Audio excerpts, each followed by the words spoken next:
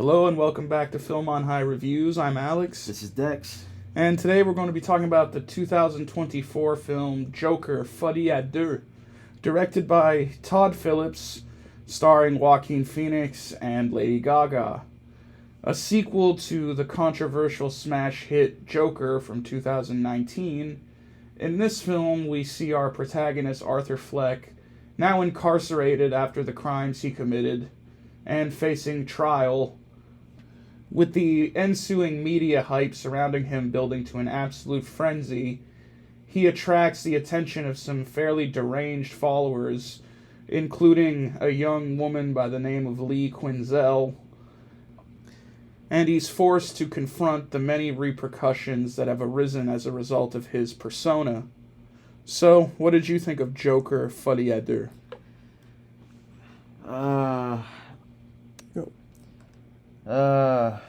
There's a lot to unpack, as you said, and pros are that I did like it. I like the That's brave of you to say. idea of what they were putting forth. There were some things that I was just a little miffed about where they were taking the direction, but overall, it's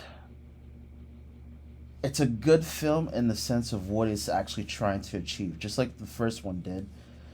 Kind of announcing something that a lot of us tend to overlook. But this one tackled something else that was almost a self-reflection on things and how delusion and reality can go to a boiling point, and at one point, it can all just fall away and fade away, leaving rise to inspiration, though. Okay, whatever that means. Yes, Joker Folie Deux is many things. It's first and foremost, strangely enough, a musical, which right away is just really setting yourself up for failure in so many ways. And in addition to that, it's also a prison film, a courtroom drama, a sort of twisted romantic comedy in a weird way, and also a bit of a metafictional screw job, while also being totally batshit insane.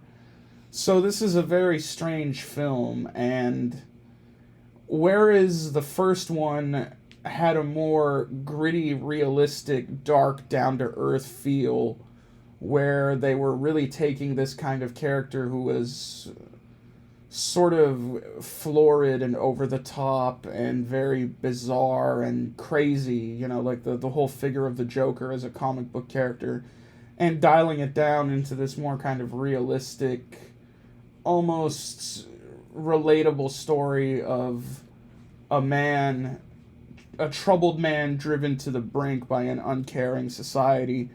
In this film, instead, we're delving more into straight up surrealism. And as we know by now, again, we're very late to the party on this, but the film was not well received. It kind of had a backlash from not only general audiences, but also critics didn't really care for it. It wasn't a success financially. I think it just about broke even, but considering how much it cost, it would have needed to make a lot to turn a profit, but I think, looking at it, you can understand what it was going for. But at the same time, you can understand how it's almost designed to be alienating. Alienating just to a general audience, but also very specifically alienating to fans of the first film and fans of the Joker in general.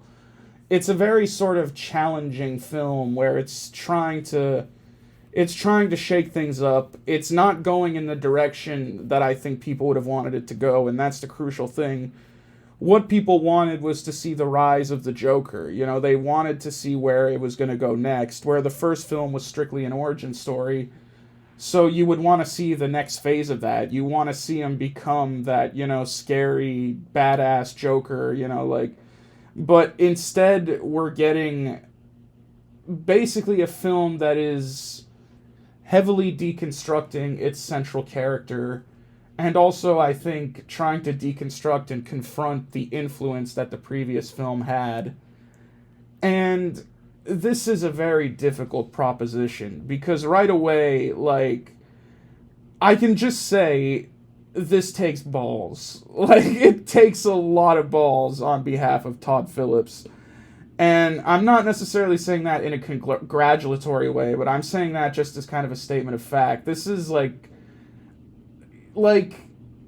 because I don't want to stand here. Like, it's a weird position for us to review this film, considering, again, all of the polarizing reactions it's gotten. So I don't want to stand here and take the position of just being like, oh, it's a misunderstood masterpiece, people don't get it. I don't want to fucking be Mr., pretentious film critic and act like this is some kind of hidden gem. But at the same time, I don't necessarily want to completely bury it and shit all over it. So trying to offer a balanced look at what this is, and yeah, definitely a gamble. And from what I can tell, there was like some stuff going on behind the scenes. Like, apparently Todd Phillips closed himself off from the people at DC. Like, he was really reliant on making the movie its own thing. He was mostly like sticking to the Warner Brothers side of things. And he was ignoring a lot of the notes that the people at DC were telling him, people like James Gunn. He was really dedicated to making this his own sort of film. And I think he was really involved with Joaquin Phoenix, giving Joaquin Phoenix a lot of creative input as well. Mm-hmm. There's like a story circulating that supposedly the idea for the film came to Joaquin Phoenix in a dream. So right away, you're kind of setting yourself up for this lofty sort of thing. And on one hand, you want to look at the movie as being really bold and audacious, because this is the kind of thing that you don't get the chance to do every day, where you have a film that did so well, the first Joker, and was so successful and won Oscars and everything. You basically have carte blanche to do whatever the fuck you want in the sequel. Mm-hmm. So like that's a pretty powerful position, and it's a position not a lot of filmmakers find themselves in. So I find it very insane that Todd Phillips, he was in this insane position of power where he could have made any movie he wanted, and he chose to make this weirdo fucking arty musical movie that's going into this weird metafictional, like, just on that level, I have to commend it, because it's definitely not something you're going to see every day. Yeah. But at the same time, you can see how, it's almost pushing it too much to the limit, where you're not only are you sort of subverting things in the face of the audience, you're almost outright pissing them off. You're denying them what they really would have wanted, and you're sacrificing the continuation of a franchise that a lot of people were very invested in to ultimately sort of delve into what could be interpreted as a bit of a pretentious wank job, crawling too far up your own ass, even where Joaquin Phoenix is concerned too, the whole "it came to me in a dream," and you could get a sense that the two of them were cooking a little bit too hard and just really wanting to deliver this bizarre, weird, multifaceted movie. So you can admire it for its ambition, but I think I understand why a lot of the fans are really pissed off, because again, the level of investment, I remember when The Last of Us 2 came out, the game, I was a big fan of the first Last of Us game, so I hated The Last of Us 2. I really didn't like what they did with the game. I found it just really unpleasant to play, and I didn't enjoy it. And again, yeah, The Last of Us 2 was a challenging game, but after investing so much emotionally in the first Last of Us game, it feels insulting, some of the stuff they did. It's okay, we spent so much time hyped up for a sequel, and you sort of, again, it's that idea of you sacrifice what could have been a more interesting game just to sort of, satisfy your own pretentious navel-gazing, where now you want to deconstruct all this kind of stuff. So you can see how it is disappointing, and I wasn't hugely invested in the first Joker movie. I thought it was okay. It was an interesting, fresh take on a familiar thing. But I wasn't completely blown away with it with the way some people were. So I could see going into Joker Folie, Deux, whatever you want to call it. Again, fucking pretentious title. But, I can see why it pissed off a lot of people. But at the same time, it was genuinely weird. And, you're not sure where the fuck it's going to go next. So I have to give it some points just on that basis. What I really like about this film is that it's, as you mentioned with the first one, basically winning someone an Oscar with how far departure you could take with how do you tell a superhero or supervillain film but make it human, make it based on real life type of thing. And they were able to achieve it. The second one almost feels more like a theme park. Like you had a theme park or a carnival of, the mythos of the Joker, because in this movie so many people praise his name. Like there's almost like this cult, and the girl Harley Lee Quinzel basically comes to the jail just to meet the guy. And so you look at him with the lens of what you saw in the first one. In some ways, it's insulting because they're basically bastardizing exactly what is the name of the Joker, and at the end of the day, it's just some dude who found himself in extraordinary circumstances and got swept up with the moment of, hot buzz celebrity kind of thing, where we get to see this in real life with like serial killers getting interviewed and people being fascinated with them. It's like in this one, it's more we know who this guy is, and we know his past. And yeah, that is kind of a fascinating thing. Like again, the first movie established it, so now we get to play around with it a bit, what's already been established, and dig beneath these kind of things, these archetypes and everything. But yeah, the whole idea of, this guy wasn't some big revolutionary figure or some role model. He was just some, kind of fucked up, sad, troubled guy who was in a really bad place. And he just lashed out and did these incredibly violent things. And, like, it's bold for the movie to take that approach where it's almost... And I think, again, this is one of the things that pissed off a lot of people. It feels almost like it's really trying to take the audience to task. It's taking to task the whole cult of the Joker in general. Like, the whole kind of huge fandom that surrounds, obviously, the previous film, but the character in general, just beyond that. And the way people have really sort of appropriated the Joker and how he's come to represent maybe certain things that are a bit, like, I don't want to say toxic or radical, but like a certain kind of personality, I guess you could say. And again, you're taking that risk there where it's like, now you're potentially, like, you're really putting it in your audience's face. Like, you're really risking alienating people here. And again, sort of stripping the whole Joker mythos. Like, that's one thing I found fascinating, where you take away this larger-than-life persona of the Joker, and it's just, this sad guy. So that is fascinating, although they occasionally fall into line where it becomes a bit didactic. And yeah, that whole metafictional angle of we're just going to basically... we're going to torch the whole mythos that we created and burn it down. Like, again, there's something bold and audacious about that where it's like, wow, that's pretty crazy. But I can see why a lot of people would see it maybe more as just a cynical fuck you that was ultimately more self-indulgent, because there's no denying the film is self-indulgent. Like, there's no... But again, it's that kind of self-indulgence where it's like, you never see that kind of thing. Like I said, you don't see something where a director has this much power and they just decide to go in this ultimately crazy butt-fuck direction. Like, it's almost something you would see more on the indie level, not this kind of large-scale, mainstream, big-budget. And again, within the fucking... the sphere of the kind of comic book superhero movie. The musical angle, like, again, you want to, like...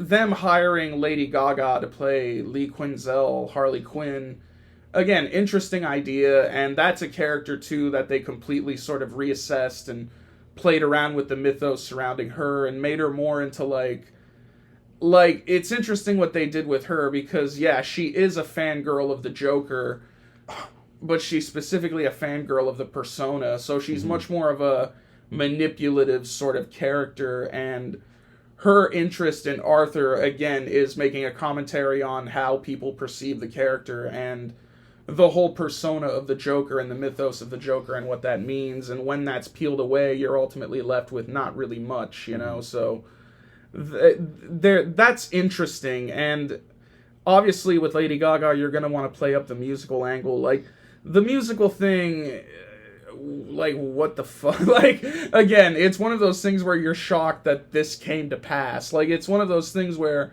the previous movie made so much money that even the studio is just going to let you get away with the craziest shit imaginable. Like, you want to make this a musical. So, that again, it gets obnoxious at times. Like, you can see what they were sort of going for, like doing these weird, like, Sonny and Cher duet numbers between Joker and Harley Quinn, and like, I can sort of see the justification. Like, in the first movie, you could see that Arthur, he had that sort of dancing, like, you know, he had that fantasy thing about himself, where he saw himself as a performer and an entertainer.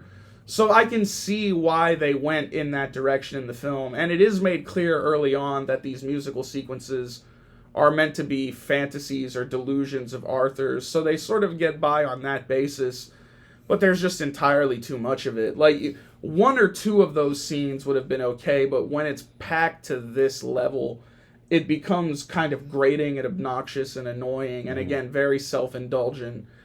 And even if you did hire Lady Gaga and you want to get as much fucking singing out of her as you possibly can, like, fine, but it doesn't need to be this much. Like, just let her act. Like, you know, she's done enough fucking on-screen work at this point where you can just let her act. Don't force her to be a fucking jukebox in every movie she's in. Like, you know, some of the numbers were okay and they were clever and they were well shot, but it does become overlong and self-indulgent, and it becomes, like I said, this weird amalgam of a jukebox musical and a fucking superhero movie and a courtroom drama. Like, you end up with something that is so tonally bizarre and weird, but also perversely fascinating. And yeah, they're trying to do a bit of a commentary on the media as well, like how we sensationalize criminals and build up these sort of fan bases. But again, that aspect I feel was a bit more undercooked in comparison to the more... You could tell they were more interested in deconstructing the whole persona of the Joker and the fandom and hysteria kind of surrounding it, the cult of the Joker, if you will. So it's definitely fascinating, but again, I don't know if... Because it's an experiment, like, you know, like you're almost tempted to call this like an experimental film. It's crazy, it's out there. And it's definitely the kind of thing where it's a gamble, and I respect the gamble. I respect taking the chance. But in terms of how well it would hold up on rewatches, I don't know. In terms for rewatch, for now, I know my solid idea of why I like this film. I would definitely want to watch it at least one more time. Yeah. But those fucking musical numbers, man. I might skip some of them. True. But it's the type of film, just as you said, like an experiment, but it's an entertaining experiment where, although in the first one we got to not deconstruct, but basically kind of see Deglamorize the idea of, like, you know, what is a criminal and what can make a criminal. And then in this one is just like, you know, getting to see something getting so much into your head until reality hits you like a ton of bricks, and that entire illusion just shatters, and you only have you yourself to kind of reflect on. But Todd Phillips did try to do something, at least a little something, for the fans, where I wouldn't exactly say it's a scapegoat, but with the way that he ended the film, he kind of gave it so that if ever somebody were to go back to this universe and use this as a basis of the inspiration for who the real Joker is, they left it open for that. Yeah, well, the ending is like a whole fucking bag of, like, a whole can of worms to get into, and there's a lot to be said about the ending in particular. And I think for a lot of people, the ending especially is what they hated. And yeah, like you said, it's almost like they built in a failsafe. Because, yeah, like in a lot of movies, not only are, like, for most of the movie, not only are we deconstructing the whole Joker persona, but it really is kind of the breaking down of Arthur Fleck as a character. Like, he goes through some pretty insane stuff in the movie. He's abused, he's broken down, he's forced into a position where he basically has to admit that the whole Joker persona was just a fabrication. He confronts that, and he's sort of forced to renounce it. And ultimately, in the end, he's killed, which, again, like, what they were going for is the idea that he wasn't the real Joker. Like, not the Joker that was going to be this supervillain and ultimately face Batman. He was just kind of this sad, broken guy who got caught in the system, and maybe he ultimately serves as the inspiration for someone else who will become the Joker. Like, that's what we see in the end. He's killed by this other sort of crazy inmate, and then in the last moments we see him carving up his own face, so it's implied that that guy might go on to be the actual Joker that's the more recognizable Joker that we know. So that makes Arthur sort of a more tragic character, where he was just this sad, disposable guy. Like, that was his legacy, to just be stabbed and killed and endure all of this humiliation and all of the lies. So that is kind of potent in its own way. And yeah, like you said, it does kind of still leave the door open if people want to revisit that and bring in a new Joker. But on one hand, like, yeah, it is unsatisfying for people who did get really emotionally invested in this Joker and wanted to see him become the more familiar Joker. It does kind of feel like the final kick in the teeth. And on one hand, it almost feels like they lacked the balls. Like, you know, you went through this whole the whole movie is like this crazy, wacky, over the top, like experimental, weird vibe of a movie. But then at the end, you sort of just, like, you might as well have gone all the way. Like, killing him off at the end almost feels like a cop-out. Like, you know, oh, this wasn't the real Joker, so basically it almost feels like you're invalidating everything that came before. So it almost does feel like a fuck you, and it might have been like, that might have been a bit much, but yeah, I can understand what they were going for, where again, even this guy, it doesn't mean anything. Like, the Joker persona, he's just a disposable guy, and, you know, like, it is interesting in its own way, and yeah, there was some thought process that went into it. You can tell what he was trying to do here. There's a cleverness to it, but maybe the insane fusion of genres and tones might have been a bit much. It might have ultimately resulted in a movie that's a bit muddled and a bit strange. And it does have a certain appeal. Like, again, just the weirdness and trying to figure out what they're going to do next, but it also sort of does become a bit, it gets to you. And the movie's pretty long. Like, it's almost 2.5 hours long. So you have a lot of these long, indulgent musical sequences and scenes that don't particularly go anywhere. Like, the stronger moments, like some of the courtroom scenes and things like that, are ultimately a bit overwhelmed, and they don't have enough room to really be as effective as they should, because they're dwarfed by these more kind of theatrical musical scenes and all of the more garish weirdness. But again, I can just almost appreciate the movie, not necessarily because I think it's some brilliant, misunderstood masterpiece, but just because of the balls out weirdness and risk that they took. But again, maybe if I was someone who was more of a fan of the comics and the Joker, and I had maybe had a more serious investment in this, like I do with something like The Last of Us, I would have been more fucking pissed off by it. But again, just the utter weirdness and all-out bizarre approach that they took, it is intriguing. Like, that's maybe the best I can say for it.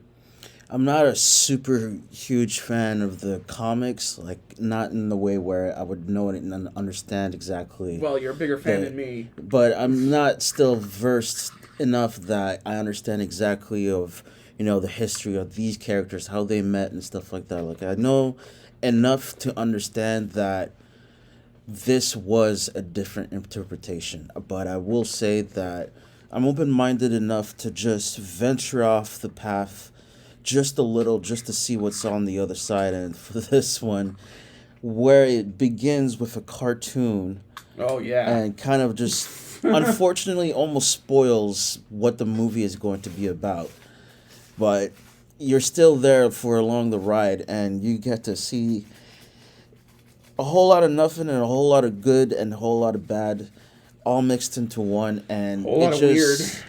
It's a kettle, but the soup is like a mystery soup. This film is like a mystery soup, but again with your food metaphors. It still tastes good, but it's just at first sight, it doesn't look as It's good. an acquired taste. It's not going to appeal to everyone, that's Yeah. for sure. So I think Joker 2, Joker Folie, Deux, Joker 2 Fuckers, whatever you want to call it. I think this film is neither a misunderstood masterpiece or the worst movie ever made. It's ultimately just kind of a strange experiment that I think maybe might be reassessed later on. Who knows? Maybe one day people will look back at it and say, oh, people just didn't get it. This is a genuinely weird, audacious movie. Or maybe it'll just be a fucking laughingstock meme for the end of time. Who knows? But it was definitely worth watching and experiencing just to see, like, the utter strangeness. Like, I think, again, after just seeing the reactions that the sequel generated when it first came out, I was definitely intending to see it at some point. So it's good that we finally sat down and watched it, and it was something. It was definitely something different. I think on the whole, I would give it 2.5 out of 5. That would maybe be the best rating I could give it, where, yes, it is severely flawed and there are a lot of issues with it, but there was also just enough weirdness to sustain my interest and definitely made it kind of memorable, although maybe not in the best way. I'd give this a 3 out of 5, just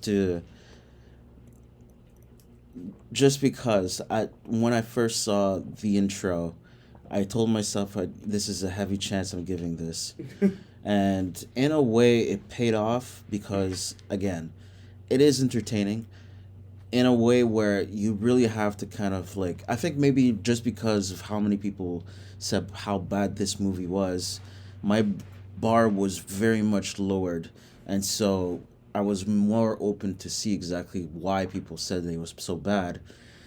In some ways, yes, I can see that, but in some other ways, it's just a fun ride of just getting to see. It's just like, yo, it's not that serious, it's like, yes, it's this beloved comic book character, but if you've heard that it's bad, then just don't watch it. But if you do watch it, just know it's like we went our way. Don't expect us to follow the source material, letter per letter. Well, yeah, but again, there's the question of when you're dealing with a property like this, how far can you go with that and how much of that can you get away with? Basically, how much self-indulgence can you really get away with? And Yeah. maybe in the case of this film, they might have leaned too far in that direction, but I'm not disagreeing. Yeah. it was still a pretty fascinating, pretty intriguing watch, so... So, essentially, if you've seen the film, let us know down in the comments down below. Let us know how much you hated it. Let us know if you even liked it, or what type of changes would you have done. Until then, it's been Film on High. Peace. Later.